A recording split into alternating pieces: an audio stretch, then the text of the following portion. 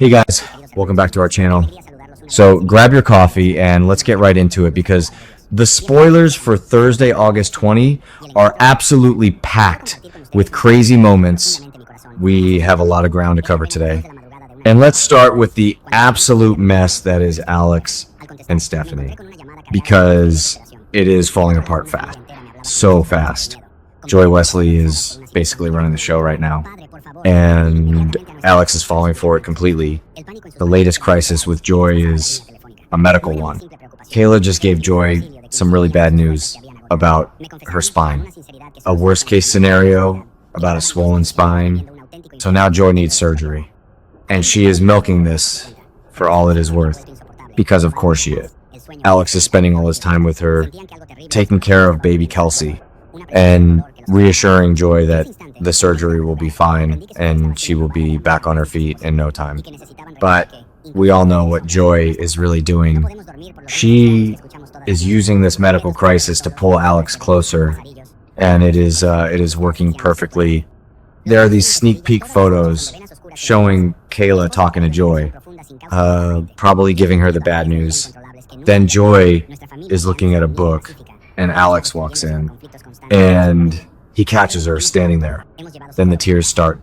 Joy just bursts into tears, and Alex rushes over to comfort her. He hugs her. Because Alex has this massive savior complex, he just has to fix everything. And Joy knows exactly how to play him. So they are hugging in the hospital room. It is a very dramatic moment. And guess who walks up to the door? Stephanie. She sees them hugging, and it just breaks her heart. But here is the kicker. Joy sees Stephanie standing at the door. Joy looks right at her while she is in Alex's arms. It is such a calculated move. Joy wants Stephanie to see this. She wants Stephanie to feel like an outsider in her own marriage. And Stephanie just feels completely helpless. She doesn't know what to do anymore. Her husband is spending all his time with his baby mama. So what does Stephanie do? She turns to Chad. Yes, Chad DiMera. Because Stephanie likes men who do what she says. And Chad used to be that guy for her. Back in the day, Chad and Stephanie had a romance. He was very devoted to her. And right now, Stephanie needs someone who will put her first. Because Alex clearly is not doing that. Alex is putting Joy and Kelsey first. So Stephanie runs to Chad for help. But Chad just got back to town. He has his kids. He is dealing with Cat Green. Can Chad really be that guy for Stephanie again? Remember when Chad and Stephanie were a thing? It was right after Abigail died. Chad was grieving so hard, and Stephanie was there for him. They had this really strong connection, but then Alex came in and ruined it. Alex turned off Stephanie's phone, so she missed saying goodbye to Kayla when she supposedly died. Chad was the good guy. Alex was the bad guy. But Stephanie still ended up with Alex, and now she is regretting it. Big time. Chad is a safe harbor for her. He is predictable. He is a DiMera, sure, but he is the nice DiMera. Stephanie is probably thinking she made a huge mistake marrying Alex, because Alex is just a giant man-child who needs to be the hero for Joy. And Chad is a grown man raising 2 kids. So Stephanie going to Chad is a huge red flag for her marriage. She is looking for comfort in the arms of an ex. And that never ends well in Salem. Never. And then we have the whole Alemania hostage situation fallout. Leo and Gwen are finally back, face to face. Leo actually stepped up. He was willing to sacrifice himself for Gwen when Dimitri was holding them hostage, which is crazy. Leo is usually so selfish, but he played the hero, and that went a long way to make up for all the terrible things he did to Gwen in the past. They have such a toxic history, but now they are reunited. The big question is if they can actually move past all the old drama and move forward. Leo wants to be her bestie again. And let's talk more about Alemania. Dimitri von Leuschner is a complete psychopath. He held Gwen and Leo hostage in this crazy international incident. Rafe had to fly over there to negotiate, and during all that danger, Leo actually put someone else first. Leo Stark, the guy who blackmails everyone. He protected Gwen. That is a huge character shift for him. Gwen has been through so much. She lost her dad's respect. She lost Xander. She lost Dimitri.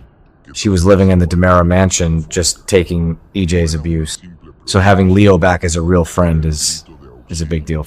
But Leo is still Leo. He might have been a hero in Alemania, but back in Salem, he is a home wrecker. Because he cannot stand seeing Javi happy with someone else. But Leo's return is causing huge problems for Javi and Gus. Because Javi is way too happy to see Leo. There is a scene in Horton Town Square. Javi runs into Leo, and he is just beaming, a huge smile on his face. They're shaking hands and acting all close, and Gus is standing right there watching them. Gus is looking at them with so much jealousy. It is practically rolling off him in waves. And you can't really blame Gus. Gus moved all the way from Texas to Salem for Javi. He is a firefighter. He applied for a job at the Salem firehouse just to stay with Javi permanently. He put his whole life on the line for this guy. And now Leo is back, and Javi is acting like a giddy schoolboy around him. Gus is starting to think that Javi is never going to get over Leo, that Javi is still completely hung up on his toxic ex. So Gus is tired. He is so sick of playing second fiddle to Leo. Gus wants a real commitment, but every time Leo is around, Javi gets distracted, and Leo knows exactly what he is doing. Leo loves the attention. He loves making Gus jealous.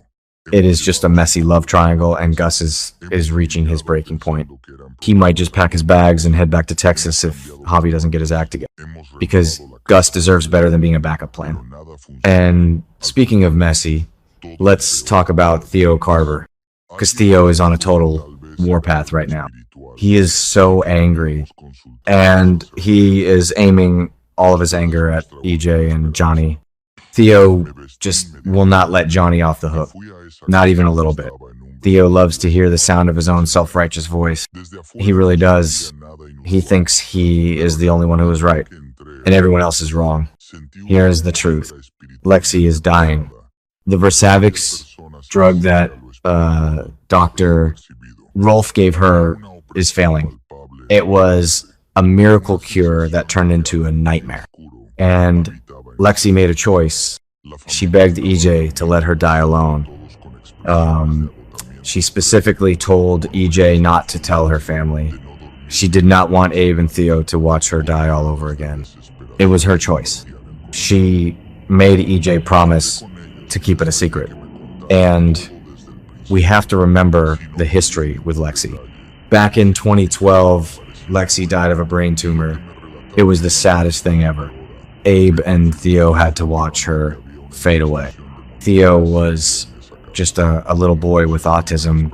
It destroyed his world. So when EJ brought her back with Dr. Rolf's Versavix drug, it was a miracle, but EJ played God. He messed with nature, and now the drug is failing. Dr. Rolf's lab rat died, and Lexi started getting headaches, and Lexi knew what was coming. She knew the end was near, so she made that heartbreaking choice to hide in the DiMera mansion. She didn't want Theo to go through that trauma again, but EJ is the one taking the blame. EJ is always the villain, even when he is just doing what his dying sister asked him to do. And Johnny is catching the stray bullets from Theo's anger. But Theo doesn't care about the facts. Theo has decided that EJ forced his mom to do it. He thinks EJ manipulated Lexi into staying away from her family. And because Johnny is EJ's son, Theo thinks Johnny is just as bad. Johnny even agreed with his dad on some level, understanding why EJ kept the secret to honor Lexi's wishes. But Theo sees that as a massive betrayal. He is grouping Johnny and EJ together as these evil DiMera monsters who stole his mother's final days, and nothing anyone says can change Theo's mind. He is so stubborn. He has this rigid way of thinking. He needs stability and rules. And this whole situation with his mom coming back from the dead and then dying again has completely broken him. But instead of dealing with his grief, he is just lashing out. He is attacking Johnny, and if you disagree with Theo, he just accuses you of bullying him. It is a really sad situation because Johnny is dealing with his own massive guilt. Johnny feels terrible about what his dad did with the tainted Corzeal pills that killed Sarah's patient. Johnny is carrying the weight of the whole DiMera legacy on his shoulders. He is terrified for Chanel and her breast cancer. He has so much on his plate.